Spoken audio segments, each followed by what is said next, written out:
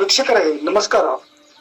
ಜೇವರ್ಗಿ ತಾಲೂಕಿನಲ್ಲಿ ಪೌರ ಕಾರ್ಮಿಕರ ಸಮಸ್ಯೆಯನ್ನು ಕೇಳುವವರಿಲ್ಲ. ಮಹಂತಗೌಡ ತ್ಯಾಮ ಆಕ್ರೋಶ. ಕಲಬುರಗಿ ಜಿಲ್ಲೆಯ ಜೇವರ್ಗಿ ತಾಲೂಕಿನಲ್ಲಿ ಸುಮಾರು 5-6 ತಿಂಗಳಿಂದ ಪೌರ ಕಾರ್ಮಿಕರು ಮೂಲಭೂತ ಸೌಲಭ್ಯಕ್ಕಾಗಿ ಹಾಗೂ ಕನಿಷ್ಠ ವೇತನಕ್ಕಾಗಿ ಪ್ರತಿಭಟನೆಯನ್ನು ನಡೆಸುತ್ತಿದ್ದಾರೆ.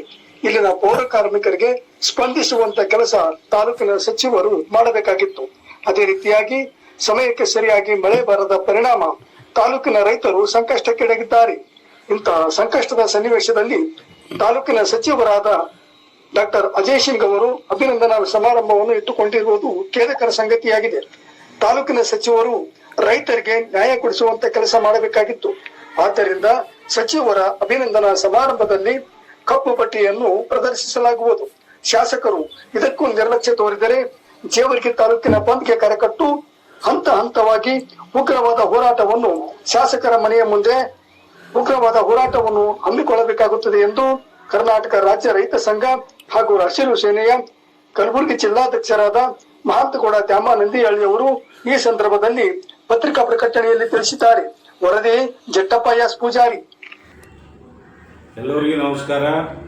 ಇವತ್ತು ಜೇವರ್ಗಿ ತಾಲೂಕಿನಲ್ಲಿ ಪೌರ ಕಾರ್ಮಿಕರು ಸುಮಾರು 5-6 ತಿಂಗಳಿಂದ ಪ್ರತಿಭಟನೆ ಮಾಡ್ಲತ್ತಾರ. ಇವತ್ತು ಅವ್ರಿಗೆ ಏನಪ್ಪಾ ಅಂದ್ರೆ ಒಂದು ನ್ಯಾಯ ಸಿಗ್ತಕ್ಕಂಥ ಕೆಲಸ ಇಲ್ಲಿವರೆಗೂ ಆಗಿಲ್ಲ. ಆದ ಕಾರಣ ಇವತ್ತು ನೂತನ ಸಚಿವರು ನಮ್ಮ ಭಾಗದ ಶಾಸಕರು ಇವತ್ತೇನಪ್ಪಾ ಅಂದ್ರೆ ನಾಳೆಗೆ ಅಭಿನಂದನೆ ಸಮಾರಂಭ ಇಟ್ಕೊಂಡ್ರ. ನೀವು ಯಾತಕ್ಕಾಗಿ ಅಭಿನಂದನೆ ಸಮಾರಂಭ ಇಟ್ಕೊಂಡ್ರಿ?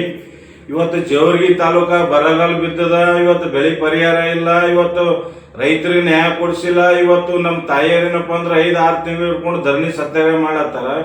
ಪೌರ ಕಾರ್ಮಿಕರು ಉಪವಾಸ ಕುಂತಾರ. ಅವ್ರ ಮನೆ ಪರಿಸ್ಥಿತಿ ಏನದಂತಕ್ಕಂಥದ್ದು ಅರ್ಥ ನಿಮಗಿಲ್ಲ.